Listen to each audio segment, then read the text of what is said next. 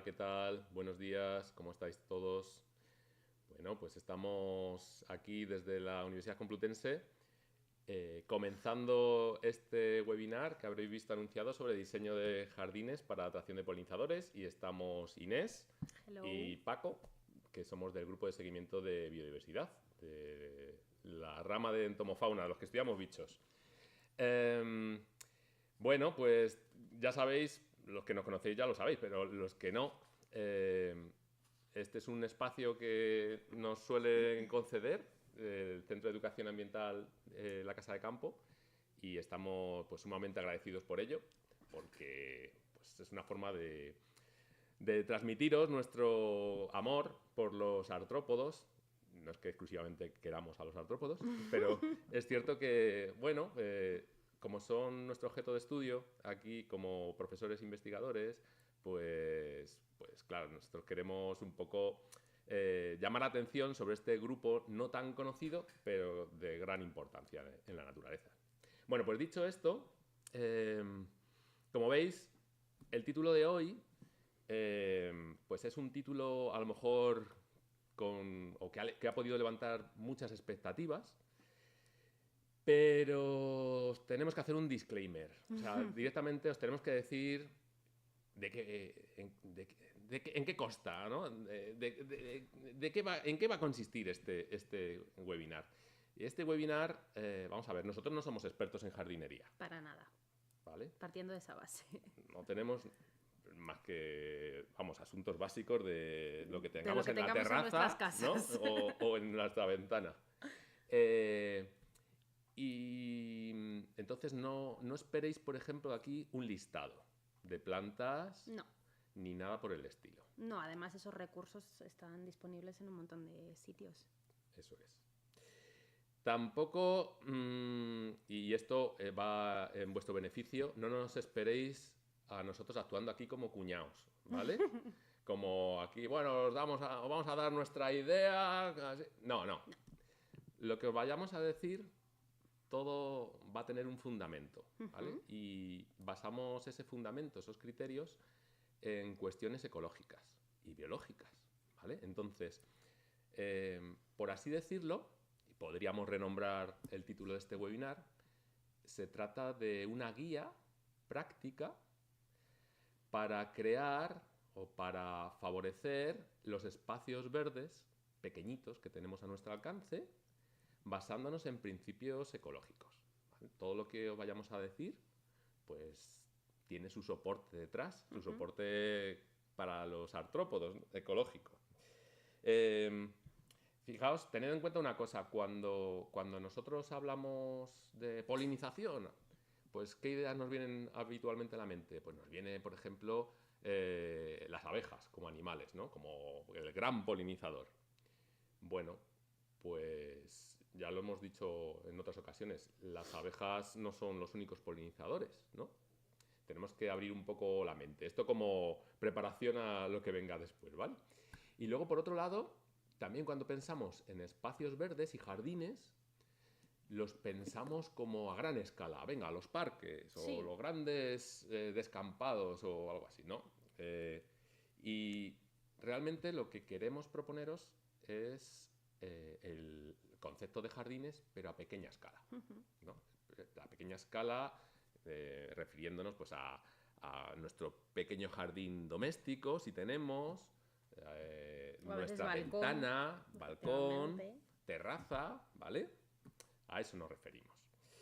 Eh, no olvidemos que la ciudad no deja de ser un ecosistema artificial y que consiste en un gran mosaico de hábitats.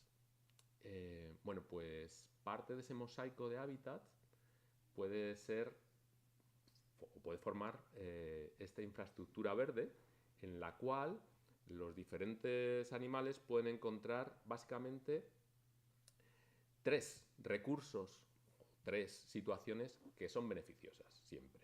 Esto yo creo que es una idea que vamos a ir repitiendo a lo largo de todo el Sí. webinar.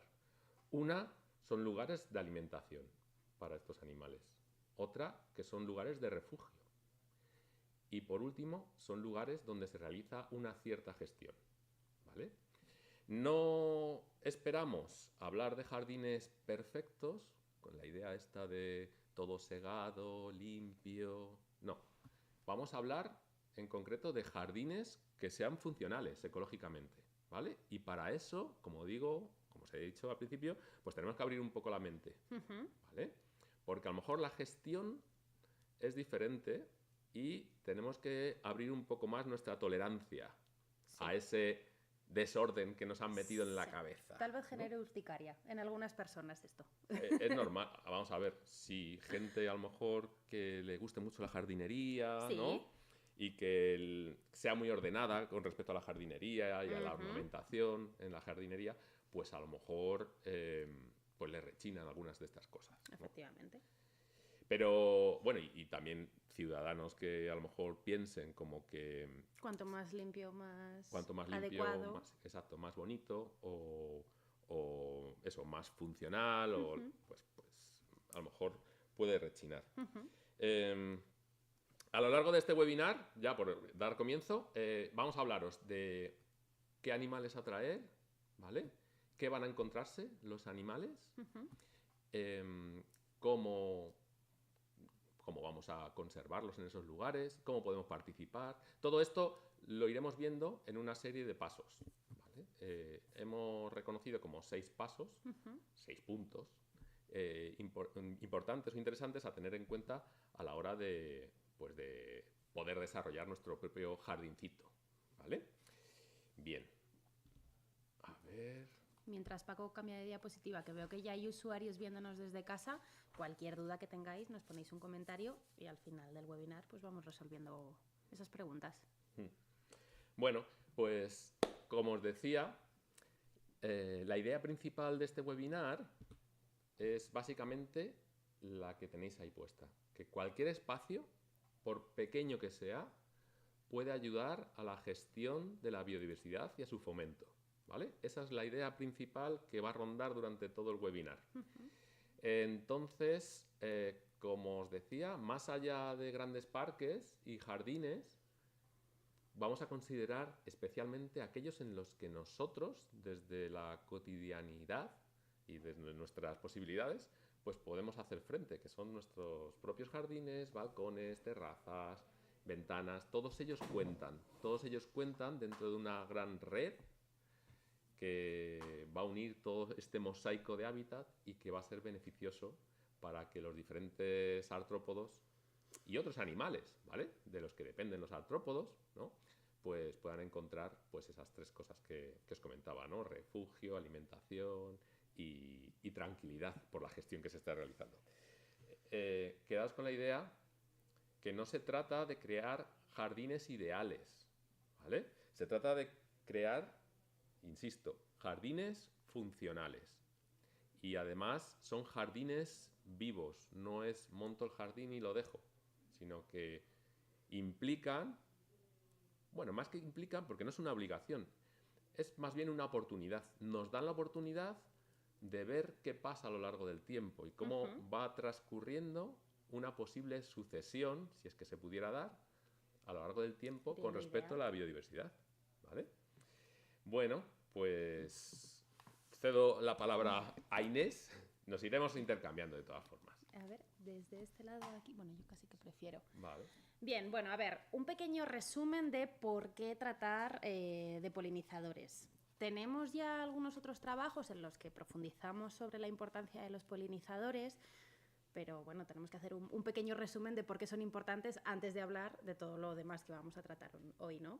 Entonces, bueno, ¿por qué son importantes los insectos polinizadores? Bien, en primer lugar porque se estima que se encargan del mantenimiento, cuando digo mantenimiento digo reproducción como sinónimo, de más del 80% de las especies vegetales que tenemos en el planeta. Y en concreto son los encargados de la reproducción de cerca del 75% de los cultivos. ¿Esto qué quiere decir? Que nuestra base trófica y prácticamente la de todos los seres vivos depende de la función de estos insectos y de su presencia en prácticamente todos los ecosistemas. Pero además, hay veces que se nos olvida, como un poco funciones un poco más secundarias, Los insectos polinizadores tienen la capacidad de transformar el paisaje y de fijar una serie de características en las plantas por el hecho de ser quienes van a seleccionar unos colores en las flores frente a otros, unas formas frente a otras, o sea que no solo sostienen el paisaje y nuestra forma de alimentación, sino que además modifican el paisaje. Fijaos qué importantes son. Bien, sabiendo esa importancia, ya os digo que en otros espacios hemos desarrollado esto un poquito más. ¿Quiénes serían esos insectos polinizadores? Bueno, pues fijaos, antes Paco, cuando os lanzaba esta pregunta retórica, decía, generalmente solemos pensar en las abejas y normalmente es así. Hay mucho trabajo de divulgación sobre la importancia de las abejas, muchas veces sesgado por la importancia de la abeja de la miel, y eso nos ha metido una pequeña semillita de tal forma que pensamos en polinización y directamente pensamos en una abejita. Y es que en realidad es cierto, las abejas son las principales polinizadoras por, en parte, el comportamiento que tienen de recoger polen para luego llevárselo a los nidos, o sea que su contribución es muy grande, pero cada vez más estudios sostienen que aunque la función de las abejas es muy importante, la función de otros insectos, digamos accesorios, en conjunto es igual de importante o más que la polinización que pueden hacer las abejas. ¿A qué insectos me refiero como insectos accesorios? Bueno, pues principalmente a las mariposas, a algunas moscas, aquí las tenemos representadas a través de un sírfido, pero no solo los sírfidos son polinizadores, también los bombílidos y algunas otras moscas, digamos, más domésticas, más feuchas, también polinizan. Algunos escarabajos cumplen una polinización muy interesante, las avispas e incluso las hormigas, aunque esto está ahí un poquillo en debate, hay quien dice que sí, hay quien dice que no. En conclusión, tenemos un conjunto de grupos que participan en esa polinización, o sea que ya de primeras, polinización es sinónimo de biodiversidad y de una funcionalidad complementaria, digamos, ¿no? Bien, pues ahora que sabemos por qué es importante la polinización y sabemos quiénes son esos principales agentes polinizadores entre los insectos, vamos a empezar a hablar de esto de los espacios urbanos. Vale, os traigo aquí un pequeño diagrama que viene a resumir un poco cuál es la imagen de ciudad que muchas veces tenemos en la cabeza. Es decir, una superficie asfaltada en la que reinan los edificios, con coches y con todos los efectos que se derivan de esta urbanización. Es decir, contaminación acústica, lumínica, atmosférica, superficies hostiles para que se desarrolle la vida encima de ellas, lo que muchos investigadores llaman como efecto de isla de calor, es decir, esas superficies retienen de forma muy eficiente lo que es el calor ambiental y dentro de las ciudades va a haber más temperatura de la que hay fuera, y además son puntos, primero, superpoblados con respecto a zonas circundantes, y en segundo son zonas de acceso o de entrada para lo que llamamos especies alóctonas o exóticas, que podrían tener un potencial de convertirse en especies exóticas invasoras, no todas, ¿eh? Bueno, pues este ambiente hostil que a priori podemos considerar al pensar de una ciudad no es tan así. Realmente una ciudad la deberíamos pensar, y cada vez en la práctica son más así, como una mezcla de esas superficies impermeables, esas superficies asfaltadas y lo que llamamos espacios verdes que van a darle una funcionalidad a las ciudades. ¿Cuáles son esos espacios verdes? Pues desde los grandes parques y jardines que comentaba Paco a los espacios más pequeños, los balcones que tenemos en casa, los pequeños jardines privados, pequeños o no, eso depende de cada casa, los alcorques, las medianas ajardinadas, algunas rotondas pueden ser un espacio verde, los jardines verticales, los descampados incluso, que durante mucho tiempo han sido el terror de los terrores dentro de la concepción de la ciudad. Bueno, pues todos estos espacios van a permitir que la fauna pueda acceder a las ciudades y que lo que a priori es un ambiente hostil realmente sea un espacio utilizable, ¿ok? Bien, volvemos a recalcar la idea de qué tipo de jardín queremos plantearos. Eso sí, spoiler, por mucho que nosotros os vayamos a dar una serie de condiciones o de propuestas, esto no es la solución definitiva. Luego dependerá de, primero, la buena mano que tenga cada uno en su casa y de las condiciones que tengamos en casa para favorecer bueno, pues esa biodiversidad. En segundo lugar, hay veces que por mucho que se intente, las cosas no salen porque vivimos en todo el meollo y no tengo ningún otro espacio verde alrededor que me facilite el acceso de insectos.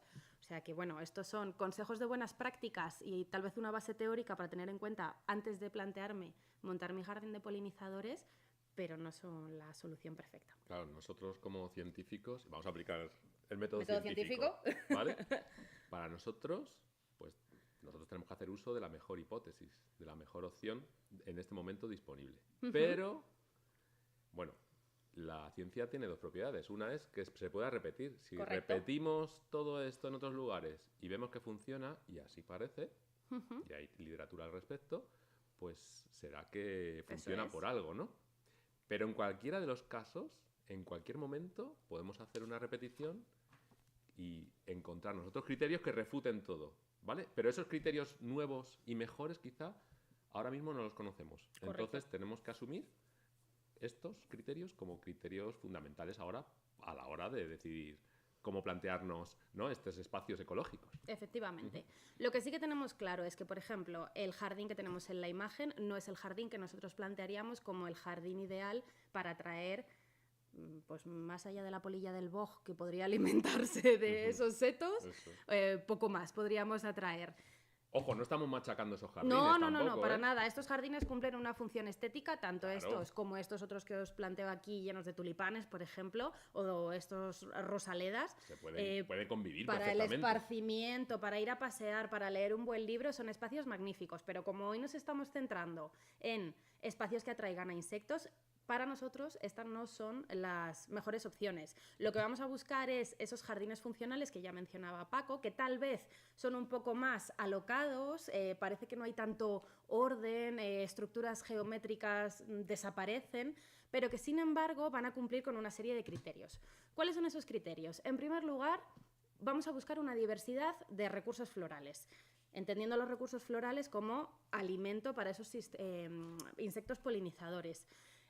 Ojo, no muchas especies es sinónimo de mayor efectividad, sino que lo que tenemos que buscar son especies que se complementen entre sí en cuanto a tiempos de floración, momentos de floración, estructuras de la propia flor para asegurar que van a atraer a una diversidad lo suficientemente amplia. Habrá que jugar con distintas alturas para crear distintos microhábitats, distintas formas. ¿Ok? Vamos entendiendo esto de la diversidad floral. En segundo lugar, buscaremos en nuestros jardines que cumplan esa función de refugios y de microhábitat. Muchas veces cuando pensamos en refugio y en jardín, últimamente yo creo que se nos viene a la cabeza la idea del hotel de insectos. Hablaremos de ellos en un ratito porque son una herramienta muy interesante, pero ojo, cuidado que no son las únicas herramientas y a veces dejar suelo desnudo o hojarasca es incluso más útil que el estar construyendo una casetita, ¿vale? Segunda semillita que os dejo. Y en tercer lugar, no podemos entender un espacio funcional si es un espacio aislado. Esto tal vez no dependa tanto de nosotros individualmente, sino más bien del colectivo, pero para que nuestros espacios funcionen y sirvan como punto de entrada, deberían estar conectados a otros espacios. Hablaremos un poco más en profundidad ahora adelante, así que mandad este webinar a los colegas para que entre todos cale la idea de los espacios verdes, ¿vale? Bien, entonces, vamos a empezar con estos pasos que hemos dividido para la atracción de los insectos. En primer lugar, ¿qué tenemos que tener en cuenta? Bueno, pues ¿a quién queremos atraer? Este gráfico que os traigo aquí es de un estudio que se publica en el 2024, hace poquito. Es un estudio que se hace en 11 parques de Ratisbona, en Alemania. Son unos investigadores que se dan cuenta de que en las ciudades principalmente el tipo de flores que se plantan son flores estéticas, ornamentales. Y dicen, bueno, pues a ver, si desde el servicio de jardinería es lo que nos están ofreciendo, nosotros como investigadores vamos a confirmar cuáles son más óptimas o cuáles son menos óptimas para potenciar, aunque sean flores ornamentales, unas frente a otras. Y efectivamente se dan cuenta de que algunas flores frente a otras son más llamativas para una diversidad más amplia. Por ejemplo, vemos aquí estas que os he marcado, que corresponden a estas 3 en amarillito, que son las que comparten más colores, ¿veis? Aquí tenemos los distintos colores, pertenecen a distintos grupos, abejas, mariposas. Cuantos más colores, más atractivas son para más grupos. Sin embargo, hay algunas otras, como por ejemplo esta aquí de abajo, que solo atrae a hormigas, o algunas que solo atraen a avispas y a otras moscas que tal vez no son polinizadoras. O sea que, fijaos, una única flor, lo atractiva que puede ser para distintos grupos. Recupero esa idea de que no es necesario muchas flores, sino flores que aseguren muchos recursos, ¿vale? Entonces, a la hora de saber a quién queremos atraer, tenemos que tener en cuenta una serie de cosas. No todos los insectos tienen los mismos tamaños y, por lo tanto, los tamaños de las flores también tienen que variar en función de los tamaños. No es lo mismo una mariposa grande que va a buscar una flor tubular, por ejemplo, a una mosca pequeñita que se va a posar directamente sobre la flor, va a aterrizar sobre ella.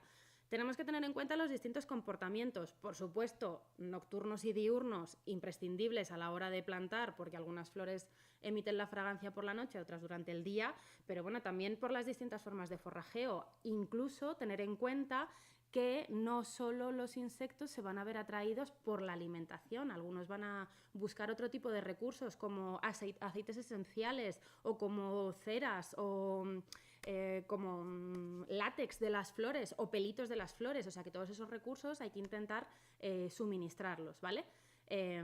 Y a partir de ahora pues empezaremos a hablar de cuáles o qué estrategias tenemos que asegurar para favorecer la alimentación, el refugio y esos espacios eficientes, ¿vale? Bien, pues un segundo paso sería tener en consideración el alimento que dejamos disponible a disposición de los insectos, ¿no? Bien, pues en primer lugar, una de las claves es la diversidad de alimento. Es decir, bueno, esto está comprobado, espacios muy homogéneos, ¿no? Espacios, pues yo que sé, bastante uniformes, pues tienden a ser menos abundantes en diversidad de insectos y de otros animales que espacios con mayor diversidad de plantas, ¿vale? Normalmente, cuando pensamos en alimento, pensamos únicamente en flores, ¿vale? Pero hay que tener en cuenta pues, muchas cosas, muchas cuestiones, como por ejemplo esta, ¿no? El aumento de la diversidad de especies florales, por un lado. Luego, por otro lado, hablamos que sería interesante siempre priorizar las especies autóctonas. Esto no es una ideología, ¿no? De ningún tipo, no es que, nada, fuera lo extraño, no, no. Para nada. Esto tiene que ver más bien con una cuestión ecológica funcional. A nivel local, los polinizadores que tenemos aquí suelen estar más adaptados a todas aquellas plantas que han estado aquí previamente desde hace miles, millones de años. Entonces han coevolucionado juntas y han interactuado entre ellas, ¿no? Entre insectos y plantas y flores, ¿no? Esto durante tanto tiempo que es lo que buscan con prioridad. Eso no quiere decir que no haya plantas a lo mejor ornamentales o exóticas, como decía Inés, que puedan atraer. Sí, y en claro algunos casos sí. Son muy buenas y hay algún estudio. Pero en general nos olvidamos mucho en la confección de estos jardines ecológicos, ¿no? Para atraer polinizadores, nos olvidamos mucho que lo mejor precisamente es mirarnos, volver al origen, mirarnos nuestra propia flora, porque en muchas de ellas está nuestra solución. Luego, por otro lado, suele suceder que muchas de las plantas ornamentales que estéticamente son muy bonitas, pues ofrecen poco a los animales y ocupan mucho espacio. A lo mejor ofrecen pocas flores o ofrecen dentro muchas flores pero con poco néctar y polen, entonces pues a lo mejor no son las más adecuadas. Insisto, ante la duda siempre recurrir a las autóctonas porque son las que han hecho que esos ciclos de vida continuarán durante miles de años. Y por último, y aquí hay un cambio de paradigma, que es el dejar de hablar de lo que conocemos como malas hierbas. Realmente muchas plantas espontáneas que surgen de forma espontánea, pues pongamos, yo qué sé, dientes de león, tréboles, pues ofrecen las ortigas, sí, los cardos, ¿no? Que tanto, no sé, miedo dan, ¿no? Por los pinchos que tienen. Esto, pues son lugares que ofrecen pues mucho alimento, en concreto a las especies autóctonas. Son recursos clave porque además algunas de ellas, que son herbáceas, están presentes durante todo el año. Incluso a esos niveles del suelo, quiero decir, en estos estratos, están floreciendo continuamente, siempre hay algo. Entonces, son recursos muy valiosos que no hay que tirar por la borda por cambiarlos por un césped u otra planta ornamental, a lo mejor, que les pueda ofrecer menos, ¿no? Es decir, un espacio que sea funcional, ecológico, no tiene por qué ser el más bonito. Tiene que ser el más diverso y el más colmado de la diversidad original, ¿no? A ser posible. Bien. Vale, entonces, por un lado, el tipo de alimento que vamos a ofrecer. Como os decía, siempre pensamos en las flores en principio, ¿no? Y las flores normalmente es alimento para adultos. Ahí tenéis los dos rombos, ¿vale? Entonces, ¿qué es lo esencial? ¿Qué tenemos que pensar con respecto a las flores? Pues que la continuidad de que haya flores a lo largo de todo el año es fundamental para el mantenimiento de todas las cadenas tróficas, ¿vale? Sí, es cierto, hay momentos del año en los que la actividad de los insectos, de los artrópodos en general, y de otros animales disminuye, ¿vale? Igual que es difícil encontrar en esas épocas a lo mejor plantas que florezcan, ¿vale? Pero la idea es poder contar con individuos o ejemplares de plantas que puedan florecer de manera que todos los meses tengamos algo diferente. Y en este sentido, pues ahí os he puesto, por ejemplo, ese recurso que he encontrado, nada, haciendo una búsqueda sencilla, de repente me encuentro plantas de primavera, de verano, de otoño y de invierno. Es muy fácil encontrar listados de plantas. Sí. Pero en eso no nos vamos a meter, como os hemos dicho desde el principio, ¿no? Yo creo que esto lo podéis explorar vosotros y además podéis elegir entre las que se presentan, las que más os apetezcan, más, ¿no? Estéticas os parezcan incluso. Claro, aquí lo ideal es que hablemos de una floración escalonada. Es decir, que haya una sucesión continua, no solamente estacional, sino a lo largo del tiempo, de plantas, ¿no? De manera que siempre haya algún tipo de flor en la que puedan realizar el habituallamiento los insectos que pasen por ahí, ¿no? Y además tenemos dos periodos muy críticos en el año. El periodo que va de final de invierno, que como ahora está lloviendo mucho, pero fijaos que ya no utilizamos, mirad Inés, ya no utiliza jersey, ¿no? En cierto, bueno, dentro de casa, pero en la calle ya no vamos tan abrigados, ¿no?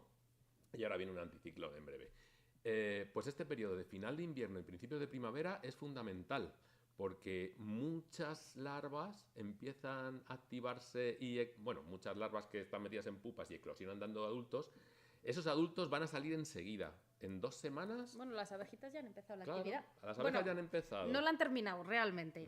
Muchas han perdurado durante el invierno, pero hay algunas más primaverales que ya han salido. Sí, y mariposas esperamos en 1 o 2 semanas que estén ya volando. O sea que este es un periodo crítico. Tiene que haber flores a ser posible, ¿vale?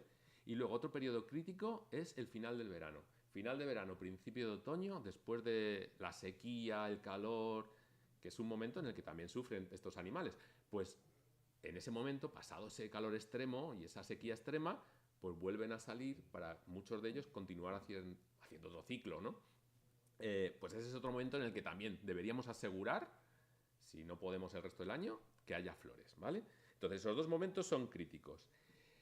Y seguramente, si estáis metidos en estos temas, habréis oído hablar de las bandas florales. Que las bandas florales básicamente es el hecho de que se presenten conjuntos de plantas que vayan sucediéndose a lo largo del tiempo. Se llama de bandas porque salen todos a bandas, salen todos de golpe, todos juntos, ¿no? Pero básicamente es eso. Se habla de bandas florales y muchas veces se reducen, como veis aquí, a 4 grandes bandas florales, ¿no? Las de primavera, verano, otoño e invierno. Pero se podrían subdividir y buscar un poquitín más especificidades a lo largo del tiempo. Vale. Entonces, algo también es clave aquí. No solamente ofrecer diversidad de flores, sino también cantidad, ¿vale? Es interesante. Y sobre todo tener en cuenta lo de los periodos de actividad de los adultos. Vale, pero no solo de flores viven estos insectos. Claro, pensamos en flores como directo porque vemos a los adultos, Efectivamente. Pero es que hay otra parte del ciclo que se está realizando allí mismo, ¿no? Tenemos cualquier ciclo de estos grandes grupos megadiversos, ¿no? En los que principalmente hay dos fases en las que se alimentan. Las de adultos, sí, los adultos están asociados a flores, bien, lo que hemos visto. Pero las larvas normalmente están asociadas a plantas nutricias. Entonces, otra cuestión que tenemos que tener en cuenta es que no solamente tenemos que cuidar que haya flores, sino que también que haya plantas de las cuales se pueden alimentar las larvas de estos adultos. ¿Por qué? Porque pasaríamos de tener pues un jardín-restaurante a tener un jardín que se puede autogestionar y que puede mantener la diversidad en ese momento, ¿vale? Atraer, ¿no? Con flores no es lo mismo que sostener esos ciclos vitales. Eso por un lado. Por otro lado, también tenemos que velar por los diferentes estratos, ¿no? Pues que ya sabemos que existen plantas herbáceas que no levantan más de un palmo del suelo, arbustivas, ¿vale? Que son un poquitín más grandes, 1 metro, no sé si esto se puede categorizar. Y luego ya tenemos árboles. El hecho de que contemos, si es posible, en una ventana no vamos a meter un árbol, ¿no? Pero el hecho de que podamos variar en estratos, ¿no? Diversificar en estratos, también favorece que se creen numerosos nichos, numerosos espacios que puedan ser utilizados por unos u otros insectos según sus necesidades, ¿vale? Cuantas más variaciones, cuanto más espacios diferentes tengamos, pues más posibilidades hay de que se puedan introducir allí insectos diversos, ¿vale? Básicamente, lo que necesitamos entonces son lugares en donde se puedan alimentar los adultos, comer las larvas, ¿vale? Y refugiarse, tanto unos como otros. Y como idea principal, os quedaos con la idea de que un jardín no solamente es un sitio donde alimentarse, ¿vale? Es un sitio donde también continuar esos procesos y reproducirse. Bien, bueno, esto es lo que os decía, que a más estratos, pues arbóreos, pues más, o sea, vegetales, más nichos ecológicos. Bien, bueno, además de alimento, estos organismos necesitan, como os decíamos al principio, lugares que actúen como refugio, ¿no? ¿A qué nos referimos con refugio? Fijaos, aquí hay algunos ejemplos. Suelos descubiertos, asoleados, pequeñas ramitas, incluso las propias herbáceas secas, ¿vale? La hojarasca acumulada por algunos sitios, la presencia de piedras, troncos, ramas, con materia orgánica en descomposición en diferentes momentos. Los refugios, pues en general cumplen varias funciones. En invierno, pues procurar la hibernación, ¿no? y la protección frente a esos fríos extremos. En verano, pues la estivación.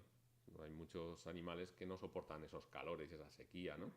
Y luego, pues para continuar el ciclo, muchas de estas fases logran encontrar su lugar para ocultarse, ¿no? En algunas de estas estructuras. Por ejemplo, en el suelo nidifican muchas abejitas, ¿no? Hay muchas abejas solitarias que pues hacen esos agujeritos en el suelo. Hay otros animales que ponen huevos, algunos neurópteros, no son polinizadores, pero hablaremos de ellos, ponen sus huevos en pequeñas ramitas secas, ¿no? Y otros animales. En la hojarasca pueden darse también ciclos de vida bajo ella, ¿no? Y continuar los bichos en actividad, mientras que a lo mejor por encima de la hojarasca hace frío, ¿no? o calor. Y en muchos de estos huecos con materia orgánica en descomposición, como troncos de árboles o incluso con piedras que crean algún espacio donde se pueden ocultar, pues también se esconden y pueden reproducirse y poner los huevos, con el fin de que además nadie se los coma, pues muchos otros insectos. ¿Qué se hace habitualmente con estos refugios? Pues os lo podéis imaginar, ¿no? Normalmente estos refugios se limpian, se quitan, pero es que en el nombre de la limpieza eliminamos muchos de estos refugios y, sin embargo, estamos eliminando con ellos las posibilidades de supervivencia de muchos insectos. Bueno, los simbolitos esos que he puesto de invierno y de verano son porque precisamente estos refugios pues, son muy necesarios en esas fechas críticas, ¿no? Fijaos que hay una máxima que se suele decir que ayudar a los polinizadores normalmente es gestionar menos, es tocar menos, ¿vale? Tampoco vamos a permitir que se nos acumulen ahí mucha materia orgánica que pueda darnos lugar a que haya un incendio en verano, ¿no? O cosas similares. Pero sí es cierto que cuando pensamos en desarrollar, en seguir, ¿no? En monitorizar un espacio de estos ajardinados que podamos tener a nuestro cargo, sí tenemos que tener en cuenta que cuanto menos gestión hagamos en ellos, pues casi mejor, que tenemos, no solamente por economía de tiempo, ¿no? Sino también porque eso va a favorecer que cada vez pueda haber más insectos. Tener en cuenta que muchas redes tróficas, muchas relaciones que se van forjando entre los animales son a lo largo del tiempo. Muchas veces solo algunas comunidades de especies aparecen después de que otras les han dado paso. Y esto solo puede suceder si dejamos, pues básicamente, que la naturaleza siga su curso, ¿no? Bien, entonces, apunte con respecto al alimento. Un jardín ecológicamente funcional no solamente proporciona alimento, flores y plantas, sino también tiene que proporcionar refugios, ¿vale? Perfecto. Y entre estos refugios, últimamente, como comentaba Inés, pues hemos oído hablar de los hoteles de insectos, ¿vale? Los hoteles de insectos se han popularizado mucho en los últimos años porque estéticamente pues, son bonitos, transmiten una imagen muy positiva de conservación y de educación ambiental y de apoyo, ¿no? A la naturaleza. Como actividad divulgativa son una herramienta súper chula. Entonces, no les vamos a quitar el mérito. No, para de nada. hecho, nosotros tenemos algún hotel de insectos por aquí, pero es cierto que los hoteles de insectos tienen sus problemillas, ¿vale? Especialmente en nuestras latitudes. Por ejemplo, no son para todos los polinizadores o todos los insectos posibles, ¿vale? Hay muchos polinizadores. Los principales polinizadores que van a utilizar los hoteles de insectos son principalmente abejas solitarias, y no cavernícolas, todas. y no todas. Solo las abejas que nidifiquen en estructuras preestablecidas. Las que nidifican en suelo nunca aparecerán, y son muchas más. Claro, solo las cavernícolas o tubícolas y punto, ¿vale? Y asociadas a estas abejas puede haber también muchas avispas parasitoides como las que tenéis ahí, ¿no? Esos son los principales usuarios reconocidos en nuestras latitudes. Va a haber otros insectos, ¿vale? Va a haber algún otro polinizador, pero, a ver, muchos polinizadores no van a encontrar en el hotel un refugio, que es para lo que va destinado. Van a encontrar, pues, un lugar, a lo mejor sí lo pueden utilizar como un refugio temporal, pero no permanente, como estos animales. No lo van a utilizar como lugar de puesta, seguramente, y para nada de alimentación. Entonces, hay que tener eso en cuenta. Sí vamos a encontrarnos otros insectos, eso es cierto. En los hoteles de insectos que están destinados a priori para polinizadores, también nos vamos a poder encontrar, por ejemplo, estas avispas que os he dicho, parasitoides, que dependen de algunas abejas. También nos vamos a encontrar otros insectos de las cadenas tróficas que están por encima de algunos de estos polinizadores, pues algún escarabajo, depredador, algún neuróptero, que es otro insecto, ¿no? Que también puede ser parasitoide o depredador. No vamos a encontrar otros insectos, definitivamente. Pero polinizadores, bueno, pues es cuestionable, ¿vale? Y hay que tener varios principios en cuenta a la hora de poner estos hoteles. Primero, pues que se tienen que orientar de cierta manera. ¿Por qué? Porque los insectos al final se desarrollan con el calor. Son animales ectotermos y para que los ciclos vayan rápido, pues necesitan ese calorcito. Además, lugares de sombra y húmedos pues van a favorecer la proliferación de hongos, que les va a venir fatal.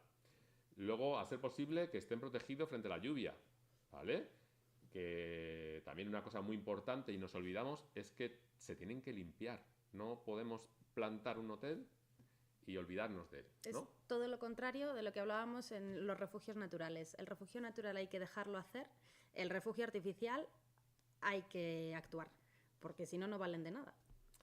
Entonces, a la hora de plantearnos el poner un hotel de insectos, tenemos que fijarnos a la idea que tenemos que hacer un mantenimiento periódico, ¿vale? Y constante y estacional, ¿no? Hay que ir suplantando todos los tubitos y oquedades que hemos puesto donde ha habido ya que han sido utilizados, sobre todo por una razón muy importante, porque pueden ser, la presencia de materia orgánica puede favorecer, ¿no?, que sean focos de muchos otros parásitos, ¿vale?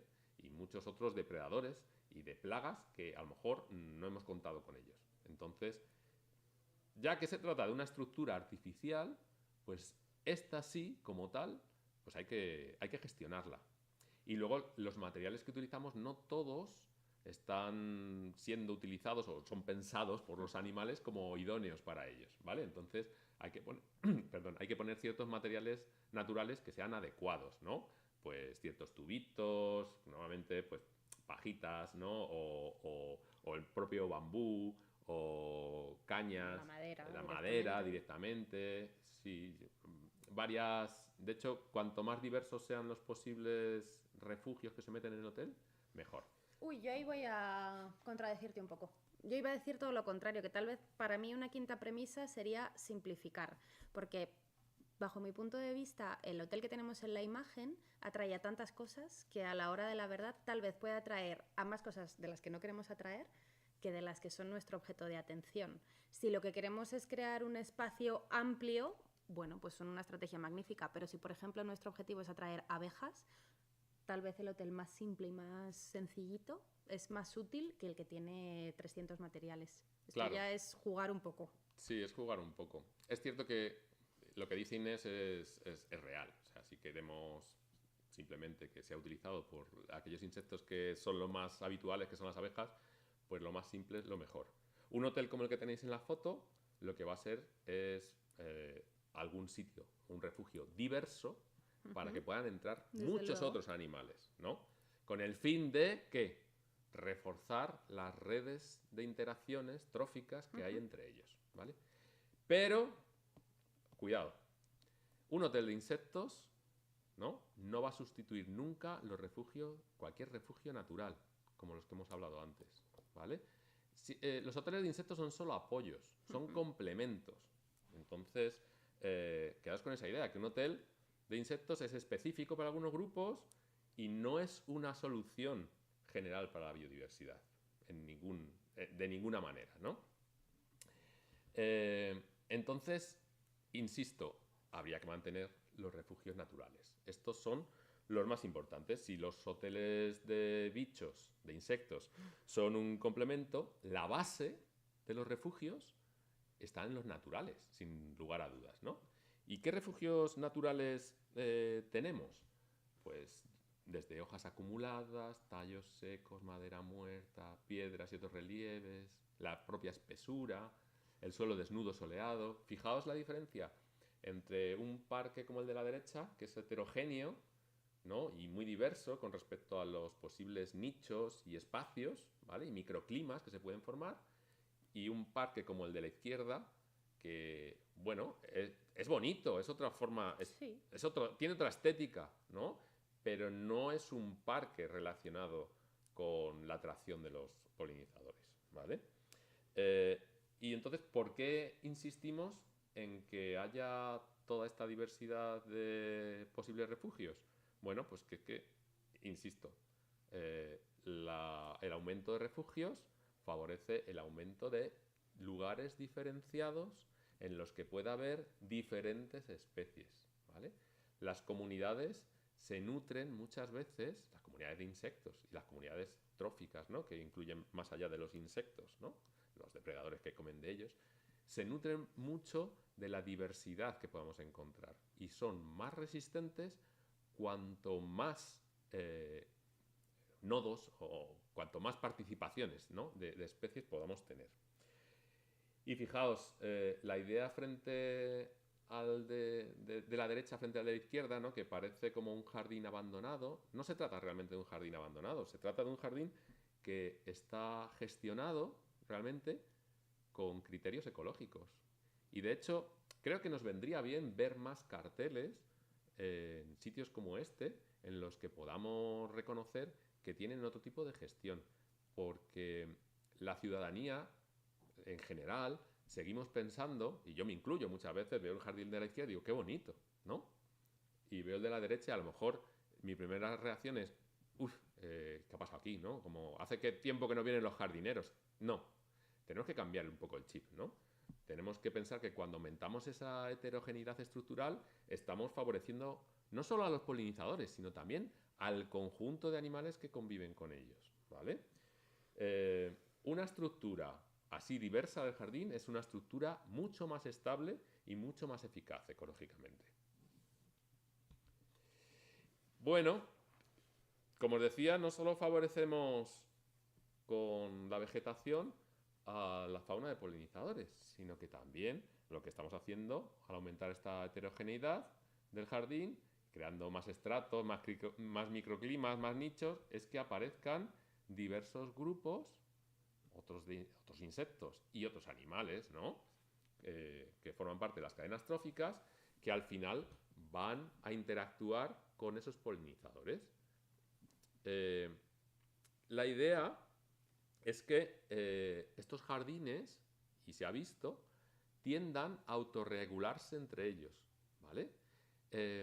Cuando presentamos un cierto componente botánico en el que se alimentan y se refugian pues posibles polinizadores, a su vez esas poblaciones de polinizadores son controladas por los depredadores naturales habituales, ¿vale? Y aparte, entre ellos también surgen interacciones. ¿Qué os creéis? ¿Que los depredadores solo comen polinizadores? No, no, también entre ellos establecen esas interacciones. Y, insisto, una comunidad, cuanto más compleja, más estable ecológicamente, suponemos que es, ¿no? Y esta red de interacciones precisa de un proceso continuo, como os comentaba antes, precisa de un tiempo para que esto se lleve a cabo. ¿Qué ocurre entonces cuando parece que se nos va de madre y que hay insectos? ¿Vale? Porque en principio la aparición de insectos no quiere decir que sea un sitio sucio, sino que va bien. El problema fuera sería que no hubiera insectos. Y entonces, bueno, cuando hay insectos, pues hay gente que, sin embargo, interviene con control químico, ¿no? Y entonces proponemos el siguiente paso. A ver, otro de los grandes puntos. Claro, Paco se está diciendo, a veces dejar hacer es la mejor forma de control, pero hay gente que aún así le tiembla la mano, coge algún fufú o yo qué sé y decide que es necesaria una intervención. Entonces, bueno, vamos a hacer un pequeño paréntesis para hablar de cuáles creemos que son los métodos de intervención óptimos en estos jardines de polinizadores óptimos. Para empezar, haciendo un pequeño resumen de qué tipos de insecticidas o de herramientas para el control de plaga existen. Así, de una forma muy, muy rápida y sin profundizar, digamos que existen los insecticidas de amplio espectro que están diseñados para actuar sobre mecanismos fisiológicos básicos y que, por lo tanto, no van a discriminar entre taxones, no discriminan entre un grupo de insectos u otro y, por lo tanto, afectan a prácticamente, en resumen, todo bicho que se mueva. Generalmente los más utilizados son los neonicotinoides, se sabe cuáles son sus efectos, aunque ahora hablaremos un poquillo de ellos, y tanto se sabe cuáles son sus efectos que en la Comunidad Europea hay muchos productos que ya están incluso no solo regulados, sino prohibidos de forma general y en el control de plagas incluso. En contraposición a esos de amplio espectro, se diseñan los insecticidas selectivos, a priori más útiles porque actúan sobre vías metabólicas más concretas o sobre fases del desarrollo más concretas, pero por mucho que sean selectivos, esa selectividad no es absoluta. No actúan sobre tú que te llamas Inés o sobre tú que te llamas Paco, sino sobre vosotros, Inés y Paco, que tenéis esas vías metabólicas similares. Además, dependen un poco de la dosis que utilices y tienen efectos subletales en otras especies que no son la diana. Entonces, ¿qué ocurre? Que a veces recurrimos al control químico como método para controlar las plagas y a veces lo que estamos haciendo es favorecer que esas plagas aparezcan un poquito más adelante en el tiempo. Sí que puede ser que de forma temporal y puntual acabemos con todo, pero claro, el acabar con todo significa acabar también con los depredadores naturales de esos insectos que nos están fastidiando, acabar con esos insectos que pueden estar siendo competidores naturales, es decir, estamos alterando todas las redes tróficas. El suministro alimenticio sigue estando ahí en nuestro jardín, por lo tanto, cuando el efecto del contaminante pase, los bichitos que se alimentaban de esa especie vegetal volverán a aparecer y encima sin competidores. O sea que tal vez incluso el efecto desarrolle una plaga incluso más heavy. Así que bueno, pues hay que tener cuidado. Cuando hablo de control de plagas, bueno, me refiero a las plagas de insectos, pero también hay que tener en cuenta que los insecticidas no son los únicos compuestos que afectan directamente a los insectos. Hay otros como los fungicidas o los herbicidas que también tienen unos efectos tremebundos. En el caso de los fungicidas hay muchos estudios que han demostrado que su aplicación en abejas puede cambiar su microbiota intestinal y por lo tanto favorecer la aparición de elementos patógenos y de otras enfermedades, y sobre todo, y muy interesante, la aplicación de fungicidas junto con otros insecticidas o herbicidas da lugar a lo que llamamos sinergias, es decir, se junta un efecto malo con otro efecto malo y se convierte en un efecto terrible. O sea que, aunque aparentemente no vayan en contra de los insectos, sus efectos sobre ellos pueden ser incluso más peligrosos. Exactamente igual con los herbicidas, ya no solo por la aplicación directa hacia los insectos, sino porque encima van a ir en contra de una de nuestras bases para la creación de los jardines de insectos. Nos eliminan la disponibilidad de alimento y sobre todo van a afectar a esa flora arbense o malas hierbas, como las queramos llamar, que ya hemos dicho, somos abanderados de su importancia, ¿vale? Importante también tener en cuenta, no es solo la aplicación directa sobre el insecto, sino tenemos que tener en cuenta que esos químicos no se utilizan y desaparecen, sino que van a permanecer en el ambiente, en la planta, en la tierra, y se van a transportar con el agua de escorrentía, con el agua de lluvia, con el agua de riego, de unas zonas a otras zonas. O sea, vamos a ampliar la zona en la que puedan tener consecuencias. A veces las consecuencias pueden ser tan enrevesadas como esta que os traigo aquí en la imagen. Fijaos, alguien sulfata una planta, sobre esa planta hay pulgones, los pulgones son conocidos por producir esa melaza azucarada de la que se alimentan otros insectos, y esos insectos, al chupar esa melaza azucarada, se están contaminando directamente porque el que estaba contaminado originalmente era el pulgón. Aquí a la derecha tenemos un ejemplo de unas apis melíferas, de unas abejas de la miel, cómo están chupando de esa melaza dulcecita de los pulgones, unos pulgones que por otro lado han sido rociados con el insecticida, así que bueno, pues la estamos liando totalmente. ¿Qué quiero decir con esto? Que no hay que pensar a la hora de aplicar el químico en el efecto directo de enchufar al insecto con el fufú, sino que es una cadena mucho más comprometida y a veces con unas consecuencias complicadas de ver a simple vista y difíciles de erradicar. ¿Cuáles son las consecuencias que suelen tener estos controles químicos? Bueno, pues lo podemos dividir en tres grupos. En primer lugar, y más obvio, afectan a la supervivencia de los insectos, ya bien porque alteran su longevidad o ya bien porque alteren su sistema inmunológico, como esto que hablábamos de los fungicidas, y por lo tanto hagan que el insecto sea más favorable a algunos patógenos o al desarrollo de algunas enfermedades. En segundo lugar, alteran las tasas de reproducción, bien porque atrofian los sistemas reproductivos y por lo tanto el insecto pierde esa capacidad de reproducción, o bien porque, a pesar de no haber afectado a la reproducción en sí, sí que afectan a los desarrollos larvarios, larvas que nacen atrofiadas, larvas que no terminan de cuajar, digamos, o sea que de una forma o de otra la supervivencia se ve comprometida. Pero no solo es la supervivencia o la reproducción, también afectan a los hábitos, y ya se ha comprobado, principalmente los sujetos de estudio suelen ser las abejas de la miel porque son más fáciles de estudiar, pero ocurren en muchos otros grupos, como se ha visto cómo hay casos de desorientación, abejas que después de haber estado expuestas a estos químicos no saben volver a las colmenas, es decir, no saben volver a sus centros de refugio, se reduce el forrajeo, es decir, se reduce la necesidad de ir a buscar alimento y eso se traduce en desnutriciones o en malnutriciones, se pierden comportamientos innatos que tienen estos animales y de repente aparecen sucedáneos que el resto de sus compañeros no saben entender. O sea que fijaos, los efectos son profundos y peligrosos. Entonces, como a pesar de que los efectos son profundos y peligrosos, aún así habrá gente que me diga, vale, que sí, Inés, muy bien, pero yo pongo mi planta de tomates y me sale pulgón y no me gusta, porque estéticamente no me gusta o porque estoy convencida de que el pulgón es lo peor de lo peor, por lo que sea. Bueno, venga, pues vamos a ofrecer unas técnicas de control más alejadas de lo que es el control químico, que pueden ser tal vez más interesantes. Vamos a empezar a hablar por el control biológico, que básicamente se basa en fortalecer las redes tróficas naturales de un ambiente. Metemos los enemigos naturales de una especie para que esos enemigos naturales se encarguen de, básicamente, alimentarse de nuestra especie plaga. Ojo, cuidado, porque esto no es ninguna panacea. Primero hay que llevar un control muy rutinario y muy adecuado, porque lo que podía ser la solución se puede convertir en el problema. Y anda que no hay casos de introducimos tal mariquita para que acabe con tal especie de pulgón y al final la mariquita se convierte en una plaga de ni te menés.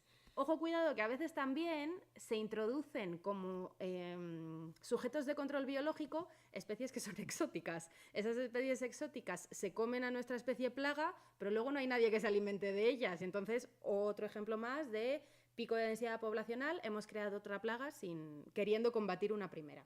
O sea, que esto del control biológico yo personalmente no se lo recomiendo a quien no... Alguien que no haya estudiado el caso. Efectivamente, o sea, esto de comprar una cajita de mariquitas, bueno, vamos con pinzas, por favor. Segunda estrategia de control y tal vez una de las más interesantes, el control tradicional, el control cultural, que básicamente consiste en modificar las condiciones de nuestro hábitat para que sea más resistente o para que aguante más las perturbaciones, para que se vuelva más complejo y por lo tanto más estable.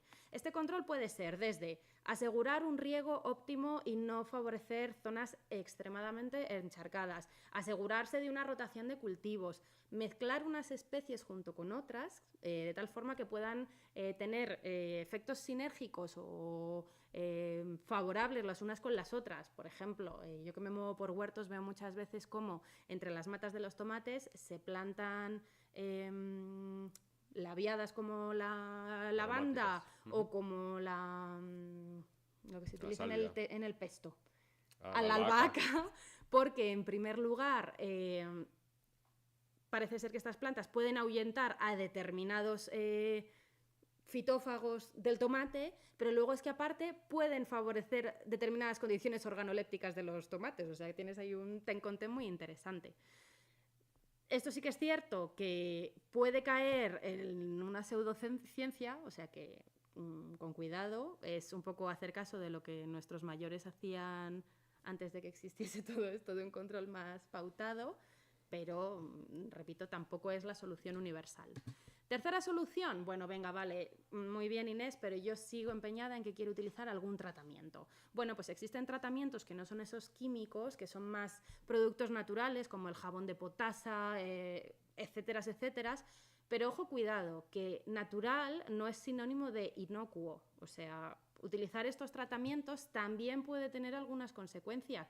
Los jabones naturales no sale así el jabón de la tierra, o sea que utilicemos con cuidado, de forma puntual pueden ser muy interesantes, pero tampoco nos volvamos locos a utilizar el jabón de potasa como si fuese la solución definitiva.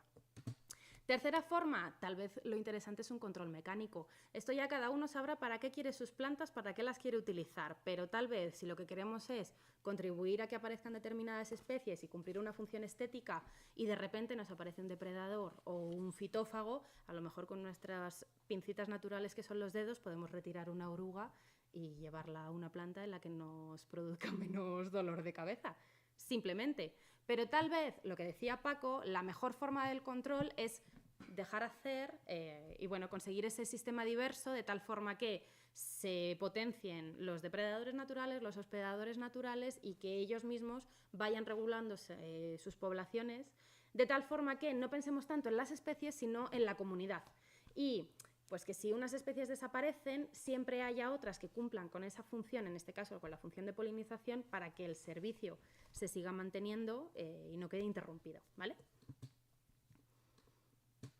Bien, del balcón al jardín. Con esto ya vamos centrándonos un poco en el final. Además, he leído por ahí que hay alguna pregunta relacionada con los balcones. Bueno, hemos estado hablando yo creo que todo el rato de jardines de polinizadores, pero no todo el mundo tiene la oportunidad de tener un jardín en su casa. Hay quienes tenemos un balconcito y podemos poner 2 macetas y punto pelota. Entonces, con esa idea os introducimos un concepto que cada vez tiene más peso en la ecología, que es este concepto de SLOS, que viene a decir básicamente, ¿qué es más interesante?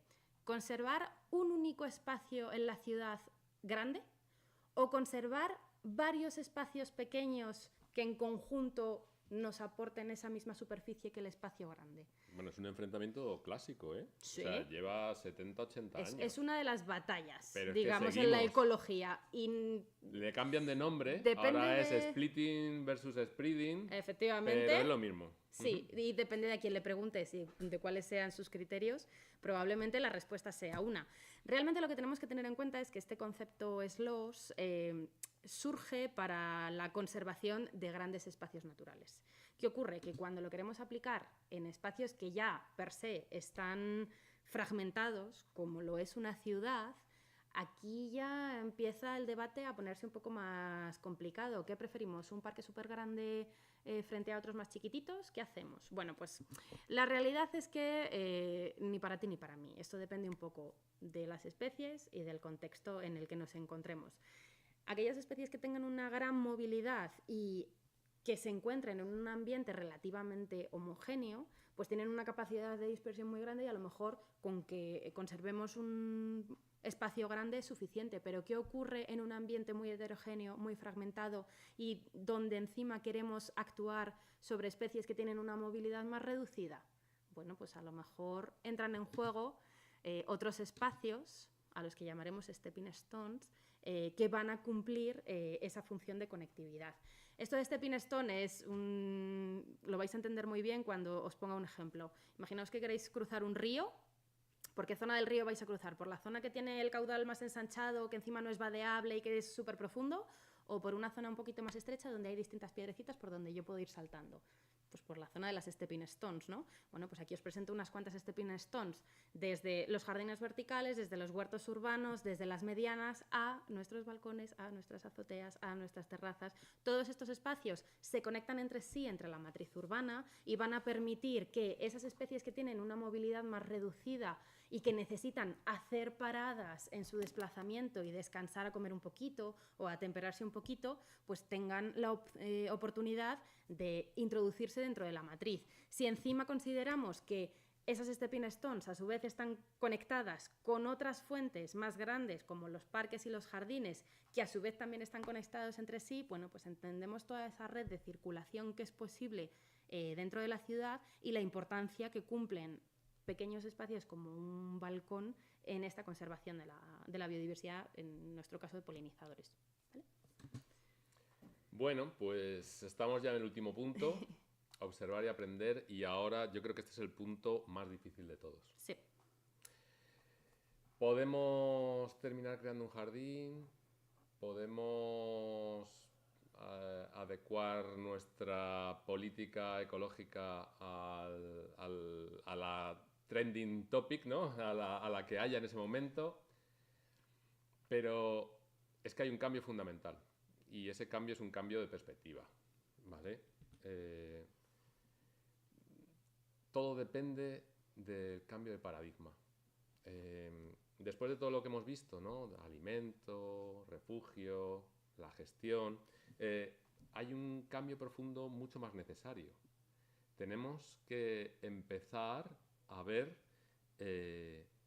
los espacios verdes y las posibilidades que tenemos para crearlos de otra forma diferente. Es decir, cambiar la forma en la que miramos el ambiente en el que convivimos con estos organismos. Muchas veces, y sobre todo en las ciudades, asociamos la palabra bicho a algo negativo y, sin embargo, desde el punto de vista ecológico, el que haya insectos es algo positivo, volvemos a insistir, ¿no? La presencia de insectos es la señal de que ahí está funcionando, ¿no? Ese sistema. Entonces, un jardín y cualquier espacio en general puede ser muy estéticamente correcto cuando no hay insectos, pero ecológicamente está muerto, está simplificado. Entonces tenemos que cambiar esa idea, ¿no? Para empezar a pensar en que cualquier superficie verde a nuestro alcance, pues no deja de ser un pequeño ecosistema que además podemos favorecer, como esos pequeños microcosmos, ¿no? Que salen en las películas o que habéis visto alguna vez, ¿no? Que se autogestionan. Bueno, pues nuestros pequeños espacios tenemos que empezar a verlos así. Y sé que vivimos en un mundo que va muy rápido, tenemos poca paciencia, pero es que un jardín y un espacio verde de este tipo requiere su tiempo. Como decíamos, es un espacio en el que hay una sucesión ecológica, unas especies van a ir sustituyendo a las otras. Tenemos que estar observando y viendo qué es lo que sucede para hacer con la mínima gestión posible pues pequeños añadidos y mejoras, ¿no? Por así decirlo, en pro de esa diversidad. Porque en realidad lo que estamos buscando, por lo menos desde el punto de vista ecológico, ¿no? Es jardines que funcionen, no jardines que sean solamente bonitos. Como decíamos, no estamos tirando por tierra el resto de jardines bonitos, ¿no? Como ese laberinto que os ponía Inés, o sitios, pues estas praderas verdes que conocemos, como si fueran del norte de Europa, ¿no? En nuestros jardines habituales, pero que pueden convivir perfectamente. Entonces, desde este punto de vista de cambio de perspectiva, hemos hablado que existirían unos beneficios ecosistémicos, ¿no? Que aumentaría la biodiversidad urbana, habría un control biológico natural y ese mantenimiento de redes se reforzaría de forma natural, sino que también tenemos que pensar en que existen unos beneficios sociales y personales para que esto pueda suceder. Es decir, nos da la oportunidad de mentalizar, sensibilizar al resto de la ciudadanía con respecto a nuestra situación actual ecológica, y también no hay que obviar el bienestar que nos produce y la salud mental, cómo se ve favorecida por este contacto que tenemos con la naturaleza, que en general lo hemos perdido. Si miramos 100, 200 años atrás, los que vivimos en la ciudad, especialmente en zonas muy urbanas de la ciudad de Madrid, pues el poco contacto que tenemos de forma cotidiana es con estos espacios verdes, digo, con la naturaleza, ¿no? Entonces, la primera vez que veamos a lo mejor una oruga en nuestro jardín, pues nos asustaremos, ¿no? Diremos, uff, se nos va a comer todas las plantas. Podemos reaccionar a lo mejor de forma negativa, pero también tened en cuenta que podemos empezar a actuar no solamente como alarma, sino como con curiosidad, ¿vale? Y cuando además esa situación se comparte y se convierte en una participación colectiva, pues entramos en el terreno ya de la ciencia ciudadana, ¿vale? La ciencia ciudadana, vamos, no es ninguna obligación, como decíamos al principio, no tampoco es una carga adicional, es simplemente una oportunidad, porque el hecho de que seamos cientos, miles de ojos observando y que podamos retroalimentarnos con este conocimiento, pues hace que nos cambie un poco el concepto, ¿no? De que estamos solos en este ambiente que es la ciudad y que no tenemos otros seres a nuestro alrededor, ¿no? Y que somos totalmente aliens, ¿no? Estamos alienados, enajenados totalmente con respecto a la naturaleza, ¿no? Toda esta información ciudadana compartida en plataformas pues suele ayudar bastante a aumentar ese grado de conocimiento que nos permite cuidar mejor. Siempre decimos que conservar es gracias a conocer, ¿no? Solo se ama lo que se conoce. Y de esta manera pasamos a tener todos los ciudadanos pasamos a tener un papel activo en este mantenimiento de la naturaleza, ¿no?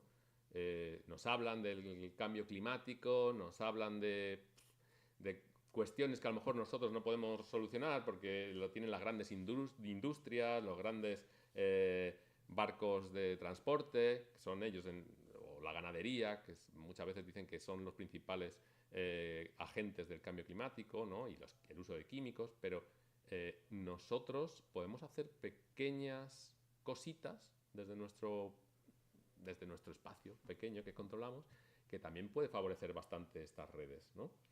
Y de esta manera, pues pequeñas acciones que logremos hacer en diferentes puntos de la ciudad, pues podrían tener pues grandes efectos.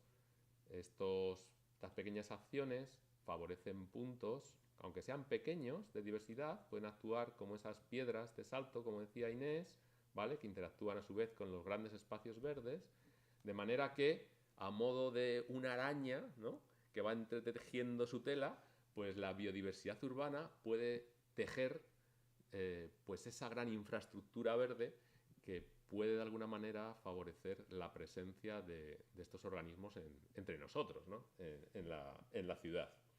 Y así la ciudadanía, pues pasamos de tener un carácter pasivo, ¿no?, contemplador del problema, a un carácter participativo, por así decirlo, ¿vale? Así la ciudad entera comienza a funcionar de otra manera, ¿no? Ya, para finalizar, pues por resumir, hemos hablado un poco de refugios, de alimento, de gestión. Hemos visto que un espacio verde no tiene que ser bonito ni grande para que ecológicamente sea funcional. Puede ser pequeño o hasta donde puedan nuestras posibilidades, y puede ser feo en cuanto a esas posibles malas hierbas o restos orgánicos, pero puede ser ecológicamente pues muy activo, ¿no? Pequeñas acciones tomadas con un criterio ecológico pueden significar mucho para la presencia de la biodiversidad. Y además cualquier persona puede contribuir, no hace falta ser especialista ni saber del tema, ni disponer de grandes superficies. No buscamos jardines perfectos, buscamos jardines que en definitiva funcionen. Y con esto solamente queríamos exponeros algunos recursos, porque como os hemos dicho, nosotros tampoco queremos aquí sentar cátedra, porque no sabemos más que pues algunos poquitos principios ecológicos y biológicos, pero podéis encontrar bastante información. Por ejemplo, pues el Ayuntamiento de Madrid tiene un manual de soluciones basadas en la naturaleza, que nos puede hablar de jardinería inteligente de este tipo o sostenible. También el Ayuntamiento de Barcelona tiene un manual de buenas prácticas. El propio Centro de Educación Ambiental de la Casa de Campo nos habla en un documento de las bandas florales, y Prinzal, una organización no gubernamental para la conservación, pues publicó un libro de conservación de polinizadores en entornos urbanos que puede ser útil. Lo podéis buscar en internet con estos nombres y lo vais a encontrar en PDF. Y también hay varios vídeos, si os parece más sencillo observar que leer, ¿no?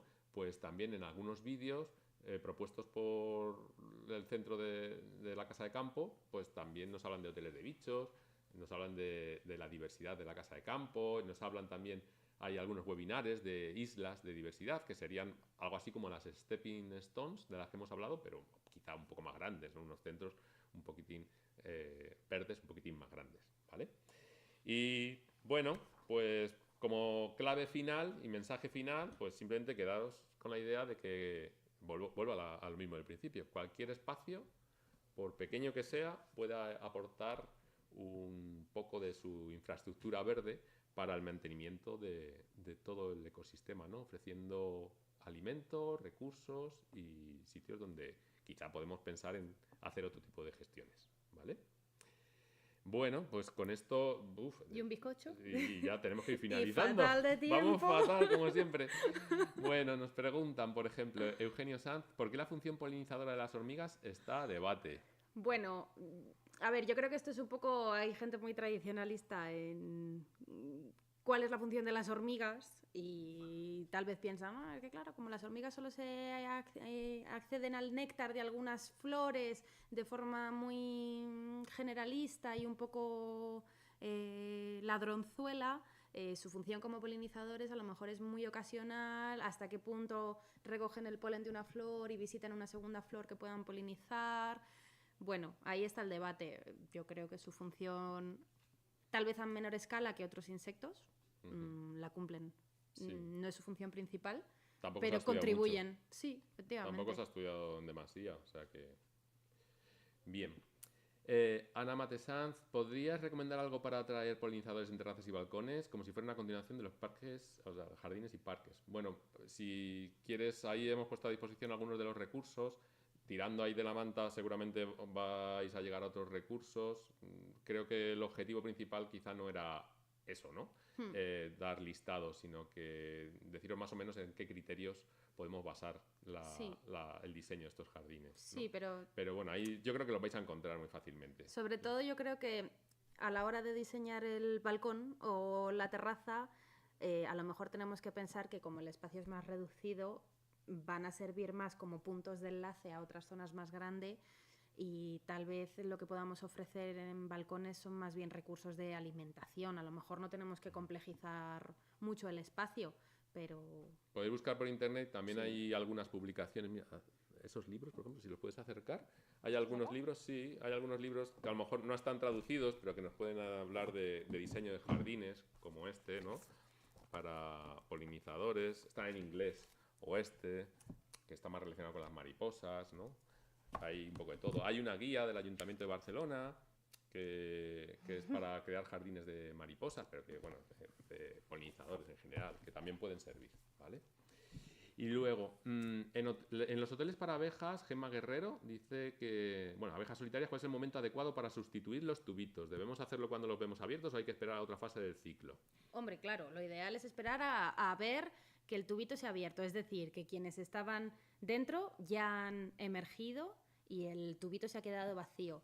¿Qué puede pasar? Pues hay que hacer un poco de seguimiento porque no siempre los nidos que tienen tapita tienen huevos dentro, o a lo mejor tienen 1 o 2 huevos, pero son huevos que no llegan a término. Entonces, bueno, hacer un seguimiento. Si veis que después de un año, asumamos que el ciclo de esas abejas solitarias es de un año, si después de un año desde que empezasteis a ver el taponcito de entrada nadie ha salido, pues fuera, lo quitáis.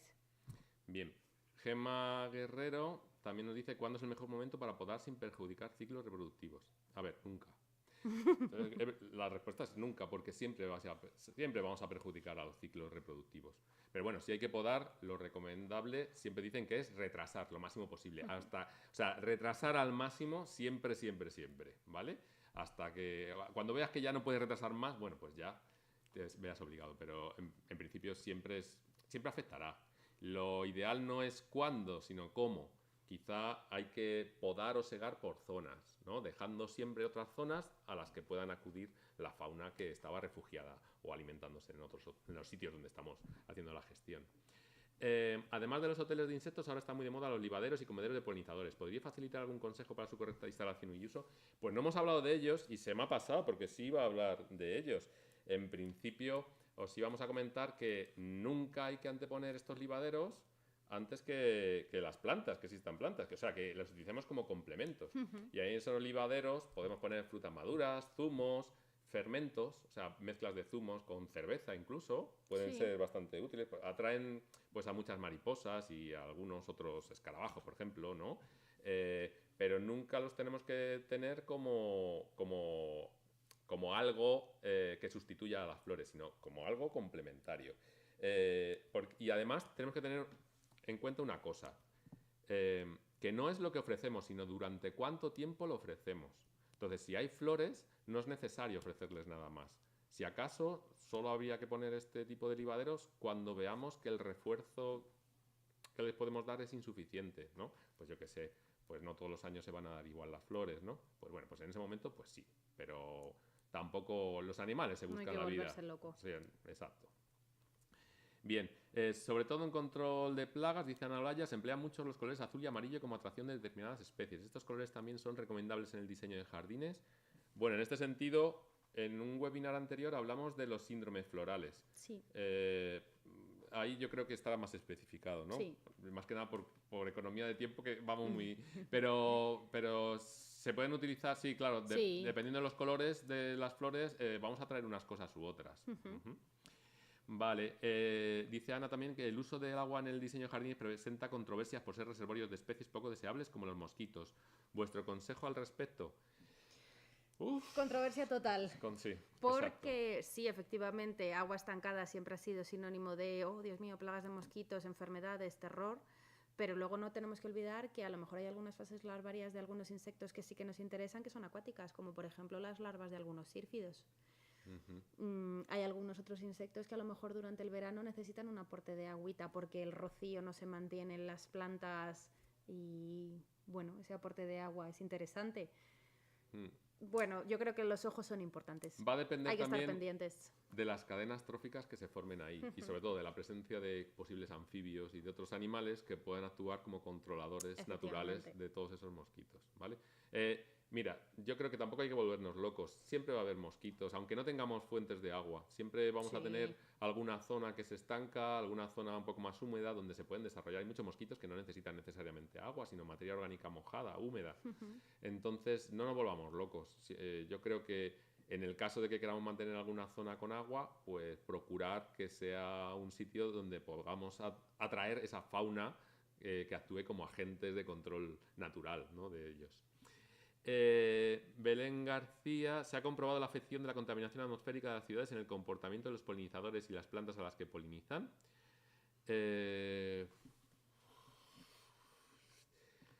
Pues sí, pero no.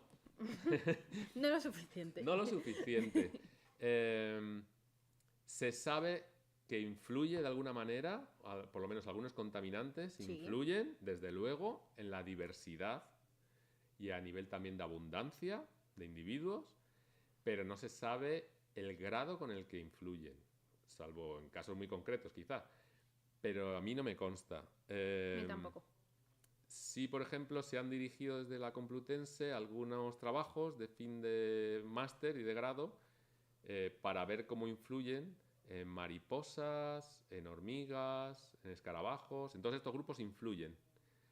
En las arañas, sin embargo, que no son polinizadoras, tampoco son insectos, pero son artrópodos, es algo controvertido porque parece que al final buscan lugares antrópicos, con lo cual podría incluso favorecerles, no lugares contaminados, pero sí lugares muy urbanizados, porque utilizan todas las superficies humanas como si fueran superficies naturales, con lo cual les puede venir bien. Pero bueno, esto podemos hablar otro día, quizá. Sí, si os interesa a lo mejor puede ser un tema. Vale, yo creo que ya cerramos. Sí. Creo que, no sé si es el webinar más largo pues, que hemos tenido. Puede ser. Bueno, pues nada, nosotros encantados de todas formas. Siempre vamos con prisas, un día tenemos que ir sin tiempo. Otro formato. Un día. 2 o 3 horitas. No, hombre, tanto no. Nadie lo aguantaría. Total, ni nos aguantaría. Pero sí, vamos siempre un poco como asfixiados porque no nos llegamos a tiempo de contaros todo lo que queremos contar. Bueno, pues nada, simplemente que muchas gracias por estar ahí. Nos veáis en diferido, nos hayáis visto en directo. Y gracias por la participación, que hoy ha sido pues bastante... Sí, la verdad es que sí, muchas visualizaciones. Bastante activa. Nada, muchas gracias. Gracias al Centro de Educación Ambiental de la Casa de Campo y nos vemos próximamente, en un mesecito. Hasta pronto. Chao, chao.